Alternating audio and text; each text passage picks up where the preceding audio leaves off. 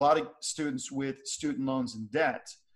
That's a college experience that's not without its major issues. Meaning, these guys come out of college with strapped with a lot of debt, and normally in a time in your life when you can take a lot of risk because you're not married, you don't have a mortgage, you could be as innovative as and creative as you want to be, yet they're strapped with debt, which forces choices and decisions of where you're going to work to pay off that loan. So I would argue that the traditional college experience, given the cost of going to college and the ever increasing rise in tuition, et cetera, really hamstrings these kids and maxes their financial abilities and really pigeonholes them into certain sectors or jobs that maybe they otherwise wouldn't have gone into. So I commend you guys for looking at the cost of things, making it flexible, because I think there's other alternatives. And the idea that we have this paradigm that, I went off to the University of Utah, but that was back in the day. Today's totally different.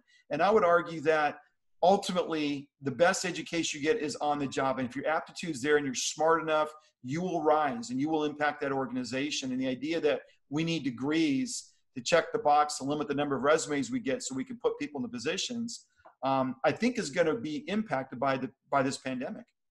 Well, I think it might as well. I spent a lot of time working with the Greater Irvine Chamber and also the Orange County Business Council. And I was continuously told that when businesses make a hire, that most often the new employee is anywhere from 60% to, on a good day, 70% prepared for the actual work that they've been hired into. And so there's a gap there between what's being offered in the current educational modality and what is actually needed in the workplace.